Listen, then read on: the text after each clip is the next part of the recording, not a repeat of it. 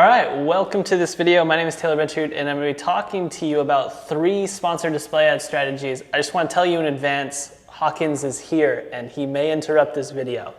He's really loud. So, there's 3 different strategies that we use: MDAs, DAH, and DAMs. Now, these are really weird names. I'm going to explain the names here shortly.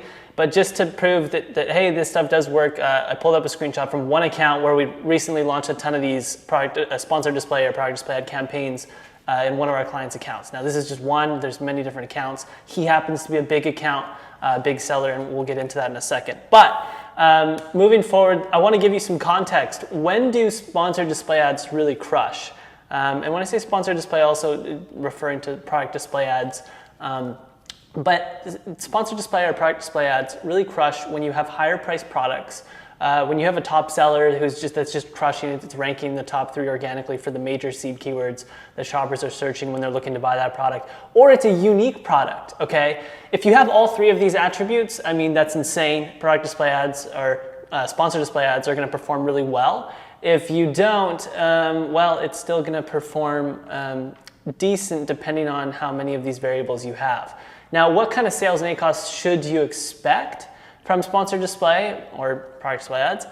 We see on average that they make up about 1.5 to 7% of total sales on the account. Not just total advertising sales, but total sales. Okay, now, if you have all 3 of the variables that I just mentioned, you should expect a lot of sales with a lower ACoS. If you don't have any of those variables, you should expect the opposite, very little sales with a much higher ACoS. And again, you may have a top seller, but because it's a super low price product display ads may not perform that well, or sponsored display ads may not perform that well.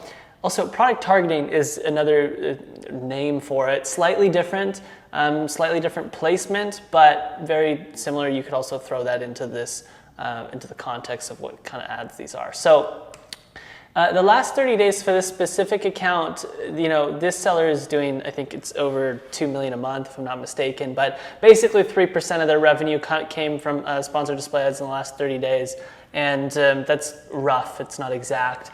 But I just want to put this in context for you. If you're doing $100,000 a month, 3%, or even 1.5 to 7% of 100,000, I mean, you can do the math on that, okay? If you're doing $1 million a month, I mean, now we're talking about something serious, because 5% is, $50,000 a month extra, which is very, very reasonable. Even if you're only doing 100,000, 5,000 a month is still pretty reasonable. But I want to put that in context for you. This is not going to double your business, all right?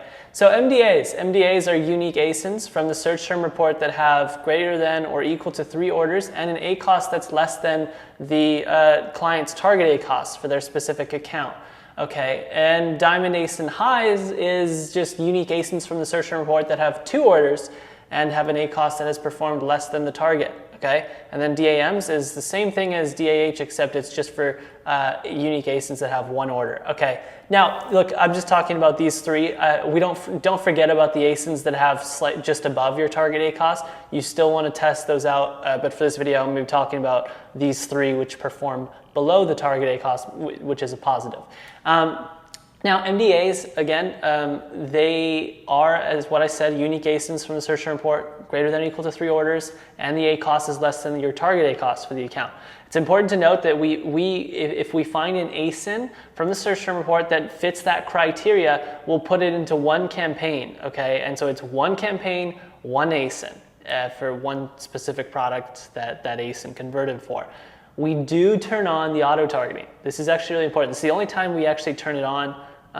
We actually may have a campaign strategy now where we have it turned on that's not this one, but very rarely do we turn on auto targeting, but for this specific campaign type, we do. And budgets start at $20, okay? I didn't really touch on bids in the slides here, but we generally like to keep our bids pretty conservative, especially with product display ads from what we've seen in the past 5 years. But conservative bid, you could say, is maybe 1/10 the product margin. So if the margin is $10, conservative bid is like around $1 because it's, 10 clicks equates to the margin of the product at 1/10 the margin. So that's more conservative. Again, we have a formula for calculating starting bids because this data is coming from the search term report, but I'm not getting into the weeds too deep here. So diamond ASIN highs, I won't repeat that first line, but we put as many ASINs as possible for the given product into one campaign. So if we see that product 1 has, or let's just say that we're selling a supplement water bottle, and we found that we found 10 ASINs in the search term report that have 2 orders with an ACoS of less than the target ACoS for this specific product or the account, then we will take those 10 ASINs and put them into one campaign. And the auto targeting is turned off, okay? So the budgets, again, start at $20, and we keep the bids conservative. Same thing. Diamond ASIN mediums, very similar. So unique ASINs that from the search term report that have 1 order and ACoS less than the target ACoS for that product or the account. We put, again, as many ASINs as possible. So if I found 30, 40, 50 ASINs in the search term report for this supplement bottle, for this product, and you know, they all perform within the target ACoS, I'll take all those ASINs, put them into one campaign, and turn the auto targeting off. Budget's $20. Bids, very conservative on this one because they only have 1 order. Although they did perform within the target ACoS, they have 1 order. So you know, you just gotta kind of be a little bit more conservative with the less data that you have. So with that being said, you know, how do you actually pull this data? So it's very, very simple, and it's only possible if you have great campaign structure. It is possible if you have terrible campaign structure, but it's not as easy. So the first thing you got to do is really just pull your search term report, okay? And then you want to, you can see this, the first arrow here is pointing at campaign name. So you want to filter your campaign's name down to one specific campaign, or, sorry, not one specific campaign, but one specific product. So if you have done your campaign nomenclature properly, you should have some form of piece in the part of your campaign name that tells you that, hey, this campaign is for this specific product. So you just want to filter the campaign name column by whatever the name is that you put in the campaign for this product. So let's just say I put supplement bottle in this product. Maybe you put the ASIN, maybe you put the SKU, it doesn't matter. Filter the campaign name so that you're filtering it down to only look at campaigns for one specific product. Then the ad groups, you don't really need to actually filter anything there, that's totally fine.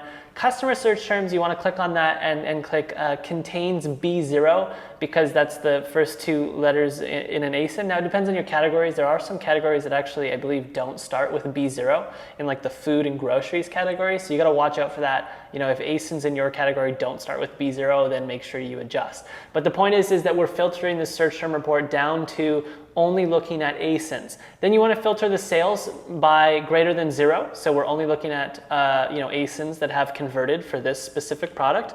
And then the last step is you want to filter your ACoS by less than whatever your target ACoS is for that product. That is very simple. So we're looking at 1, 2, 3, 4, 5 steps. Okay, I should have got rid of the ad group arrow.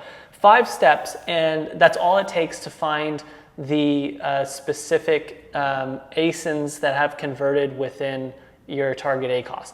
The next step is really you just want to filter the orders by, you know, whatever it is, 1 order, 2 orders, or 3 or greater, and then you'll be able to pull your MDA. So if I do this for this specific product and I have this ready, then the next step is really just filter my orders by 1 order, and then I'll look at all the ASINs that have 1 order, I'll copy paste those out, I'll put them into a campaign.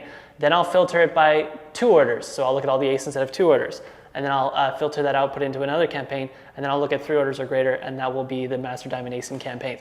Now, these, you know, if there's 10 Master Diamond ASINs, that's going to be 10 campaigns because it's 1 ASIN per campaign. So if you have bad campaign structure, it's not possible to do what I just showed you. This is what bad campaign structure looks like. Basically, it can be summed up by you have one campaign that is advertising 2 completely different products, okay? And you know, if you separate it out by ad group, it's not as bad, but it's still not ideal.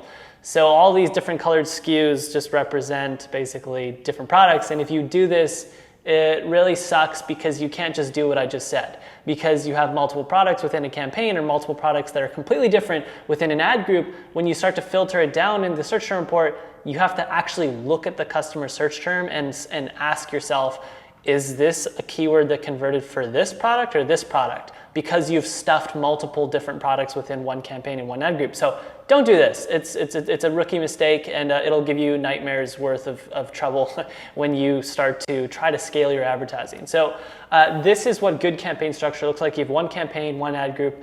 You could have multiple ad groups or even multiple SKUs, but really it doesn't matter. The point is that within this campaign, you're advertising one specific product.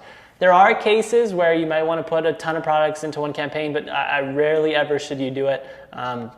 You should try to just stick to this law of one, where you have one campaign, one ASIN, or one ad group, one ASIN, but I like to just do it at the campaign level for simplicity. So again, by doing this, it allows you to filter down specifically and pull your data nicely. So that is really the 3 campaign strategies that I wanted to share with you. And just keep this context in mind. It's really important. This isn't going to double your business. Again, the example that I gave, it's a bigger seller. We work with bigger sellers in Better AMS, tend to work with 7 or 8 figure sellers. Sometimes we work with smaller sellers as well if we think that there's potential for us to help. But this specific seller is doing over $2 million a month in sales. So an extra, whatever we did for him, I think it was right here, year to date, like an extra. Last month's sales, last 30-day sales was, I think it was $70,000. And so $70,000 extra on $2 million, it's not bad. I mean, we're talking about, about 3.5%, but it's not 50%. It's not going to increase your sales by double or triple. So keep that in mind, okay? But I hope you enjoyed this. Let me know your thoughts, and I'm really excited to share this with you. So thanks for watching.